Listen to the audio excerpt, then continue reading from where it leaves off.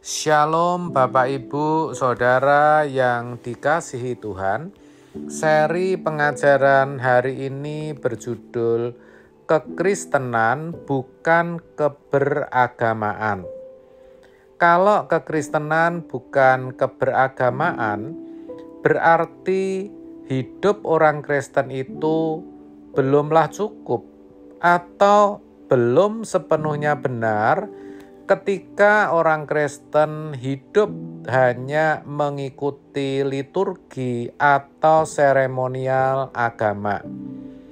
Kalau hanya datang ke tempat ibadah, berdoa, memberikan persembahan, mengikuti tata cara ibadah, itu namanya kehidupan keberagamaan, yang mana di agama dan keyakinan lain juga seperti itu, dan itu belum bisa dikatakan kekristenan yang benar.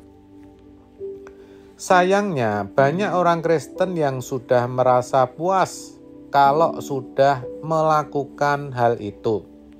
Itulah sebabnya Tuhan Yesus mengingatkan dan berkata, "Maka aku berkata kepadamu, jika hidup keagamaanmu tidak lebih benar daripada hidup keagamaan ahli-ahli Taurat dan orang-orang Farisi, sesungguhnya kamu tidak akan masuk ke dalam kerajaan surga."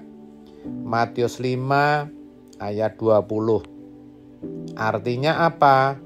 Artinya kekristenan tidak dapat disamakan atau disejajarkan dengan kehidupan keberagamaan.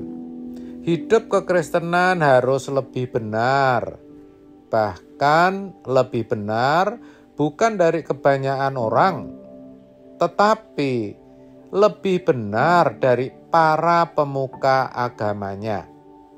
Maka kalau ada orang Kristen yang suka menindas sesamanya, orang berkata, orang Kristen kok bisa ya seperti itu?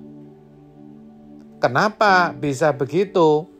Karena kekristenan dipandang kebanyakan orang memiliki tingkat moralitas yang lebih tinggi.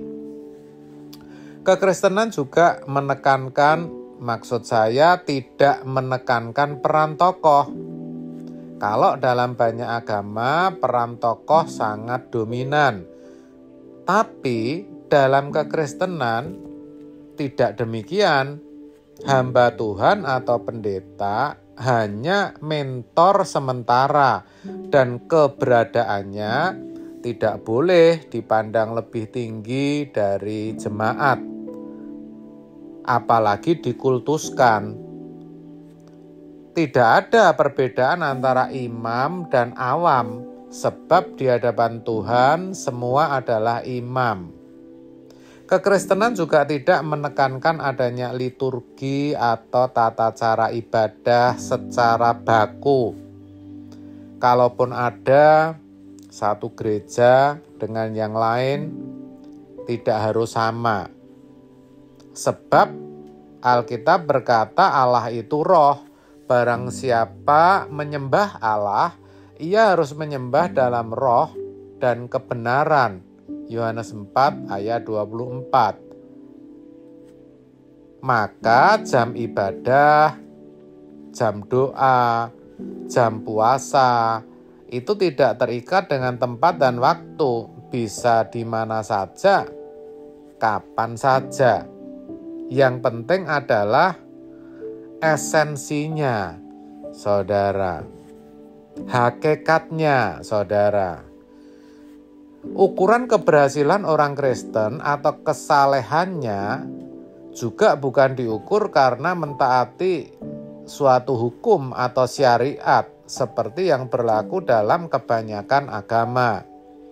Maka sebenarnya dalam kekristenan itu bukan tidak boleh begini atau tidak boleh begitu, lalu harus seperti ini atau seperti itu sesuai hukum-hukum yang ada, tetapi yang berlaku, apakah sikap hidup dan perbuatannya sudah sesuai dengan kehendak Allah atau belum.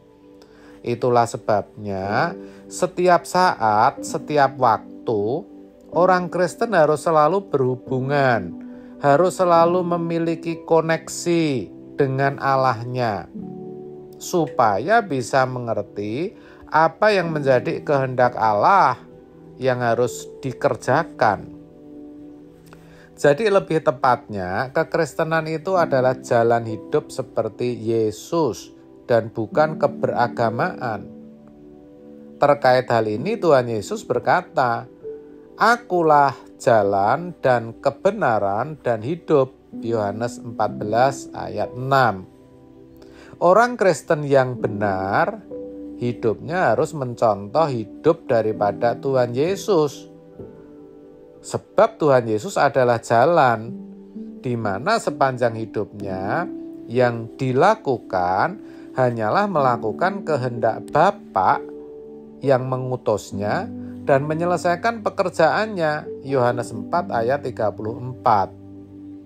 Itulah sesungguhnya yang dimaksud Tuhan Yesus ketika ia berkata, "Kalau hidup keagamaanmu tidak lebih benar dari hidup keagamaan orang-orang Farisi dan ahli Taurat, kamu tidak masuk ke dalam kerajaan surga." Kata "lebih benar" dalam ayat ini, teks aslinya adalah dikaiosune, yang mana tidak hanya menyangkut perbuatan yang tampak mata, tetapi juga menyangkut kesucian hidup, yaitu apakah pikiran dan perasaan kita sudah harmoni, sudah selaras, sudah sesuai dengan kehendak Tuhan atau belum. Jadi memang jelas bahwa kekristenan itu bukan keberagamaan, tapi jalan hidup seperti Yesus. Amin. Tuhan Yesus memberkati.